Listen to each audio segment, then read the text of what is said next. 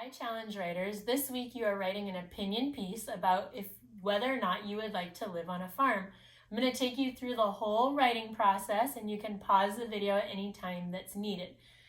We're going to start here with the challenge level writing traits that we have been focusing on. We're still working on descriptive vocabulary, just like we did last week, but we're giving special attention to sensory details, and you can see that I added that to our list as well. Sensory details are using those 5 senses: taste, touch, smell, sight, and hearing. And so we're going to try to get some of those type of details in your writing this week. Something else that I want you to notice as you do read through this piece of writing that I did, and your own as well when you're creating yours, is varying, which means changing the sentence structure and types of sentences.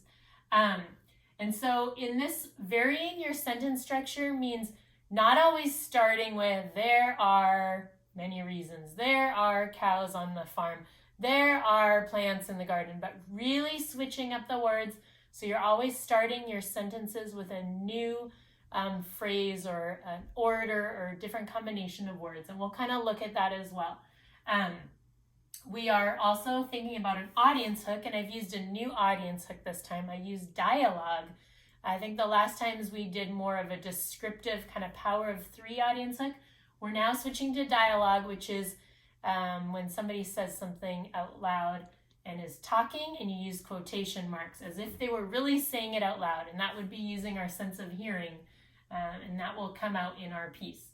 All right, and I did use the thesaurus, which is a great way to get different vocabulary words. If I couldn't think of one, don't forget that tool. That's a great one.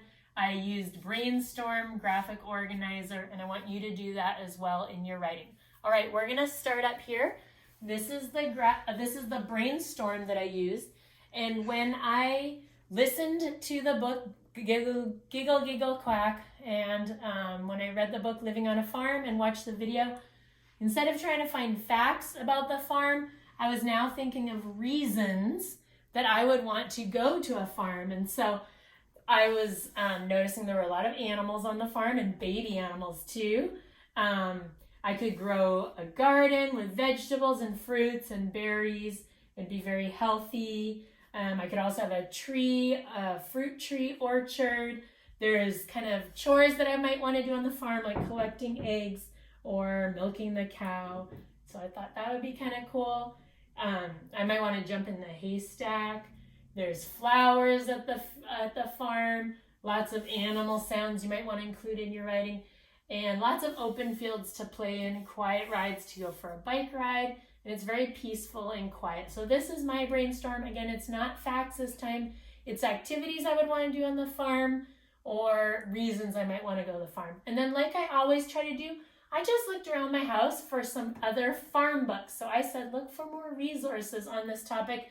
And these are 2 of the books I found, and they actually had good descriptive words. All right, we're now moving over to quickly look at the sensory details that we did before. Remember that those will be helpful as you're writing your descriptive details. And now we're going to look at the graphic organizer. Again, this was a very quick sketch or layout of what I want to put, how I want to do my writing and organize it. Notice I wrote out the audience hook in complete sentences. And yes, it is going to be a dialogue audience hook. I have my topic sentence, opinion statement, because again, you're writing an opinion piece, so you need to state your opinion. I've highlighted the 3 main transitions I'm going to use with red. And then my main reason, number 1, is I wanted to see lots of farm animals. Main reason number 2, grow fresh fruits and vegetables. Main reason number 3, I want to relax in the peaceful outdoors. And then these are little notes that go along with each one. So I'm going to be able to get details about each one and really expand it and give the reader a very visual and vivid picture in their mind as they read my piece. Conclusion, you need to sum it up and close your writing. And that takeaway ending, again, kind of keeping the reader thinking about what your topic was and leaving them ponder what you've written. So let's go ahead and see what I've done on the writing piece. So camera girl, follow me. All right, I'm going to go ahead and read the whole piece for you, and then we'll kind of look at a couple things, the descriptive words and the transitions and the varied sentence structure, against changing the sentences up so they don't always sound the same. Living on a farm. This is my audience hook with dialogue, so it's actually being called out loud. I'm heading outside, Dad, I hollered. I'm going to the chicken coop to collect the eggs, and then I'll be in the barn feeding the horses. You notice that I've put quotation marks around what is being said out loud. That tells the reader that is being called out, and then they end when the talking out loud stops. All right. Do you want to live on a farm? In my opinion, I think it would be a lot of fun to live on a farm. One reason is I would get to spend time with many different farm animals. For instance, I would brush the horses' manes, feed them fresh hay by hand, and later ride them through the pastures, listening to their clapping hooves pound the earth. Also, I would see a lot of baby animals in the springtime. There would be soft, fluffy chicks pecking at seeds on the ground, and yellow, fuzzy ducklings chasing their mother toward the babbling brook in the field. I might even learn how to milk a cow and see the creamy milk splash into the bucket underneath. Another reason I want to live on the farm is I could grow my own garden filled with healthy organic fruits and vegetables. I would plant rows of crunchy carrots, spicy radishes, leafy spinach, and tomatoes that sun-ripened on the vine. Ripe ears of corn grow in abundance, ready to be roasted over a flame and smothered in butter. In addition, I would have a fruit tree orchard that produced dark red cherries dangling from the branches and fuzzy peaches and apricots I could reach with a ladder.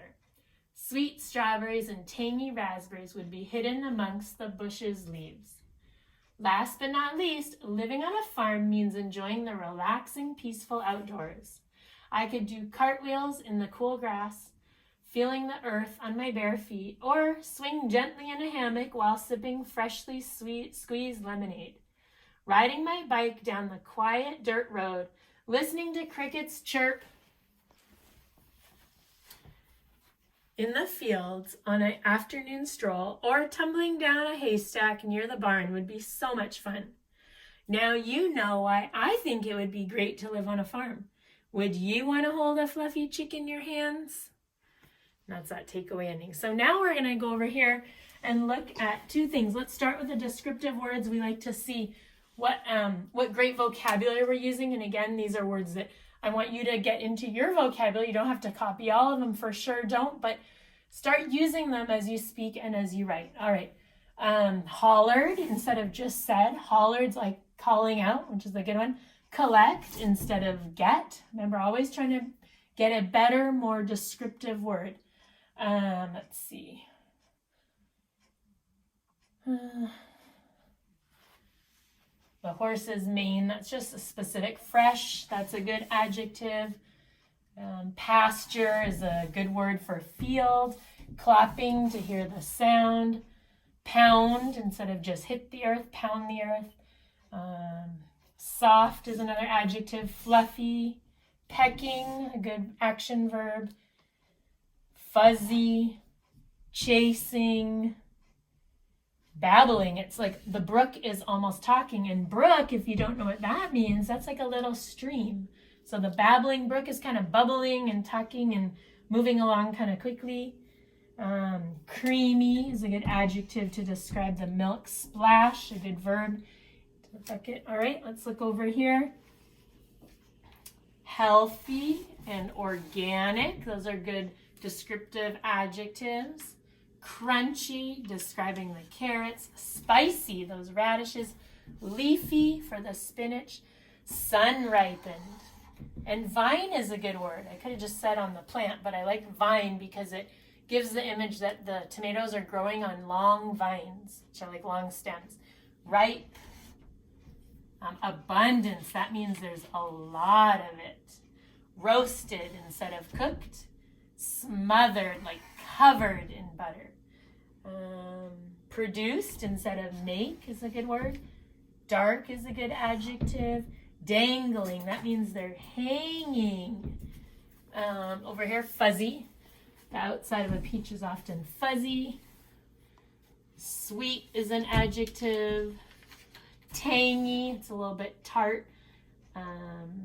Hidden, kind of describing where the berries are. Relaxing. Peaceful. Cool grass. Swing, and gently how you're swinging. So that's an adverb to describe how you're swinging. You're swinging gently. Sipping, that's a good word for drinking. Freshly squeezed, that makes me think in my mind of just basically took the lemons off the trees and made lemonade right away. Quiet, another good adjective to describe the road.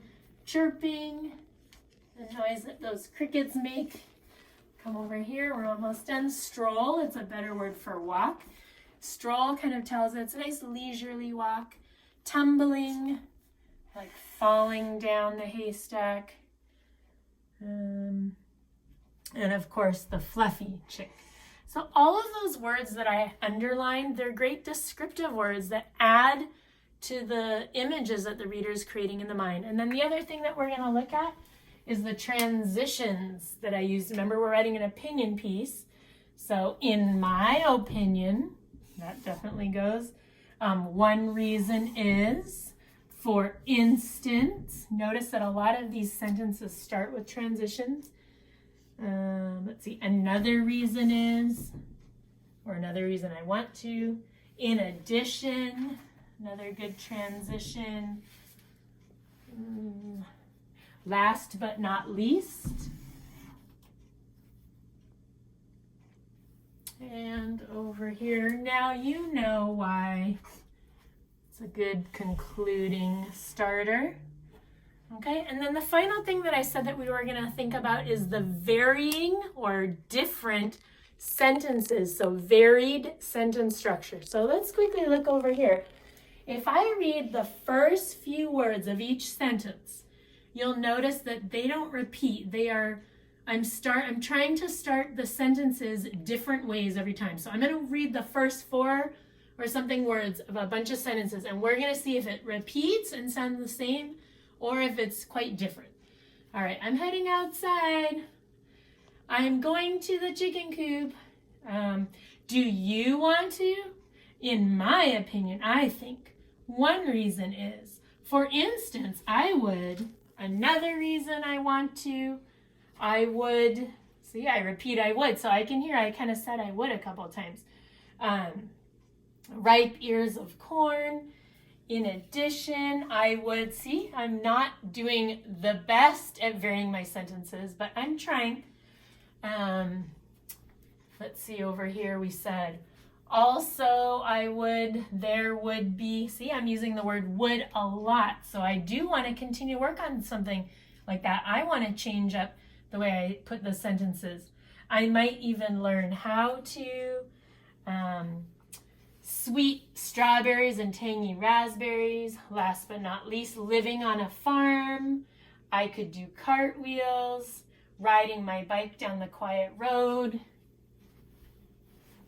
Now you know. So when I read the sentences like that through the piece, do you notice that even I noticed I said I would a couple of times. So you want to make sure to change up the sentences. And now you see that I have something that I can work on in my writing as well. So read through your sentences, see if they start the same way or you've changed it and you've varied the way that they start. All right, I hope you guys have a great time writing, and I can't wait to see what you've done. Enjoy your writing.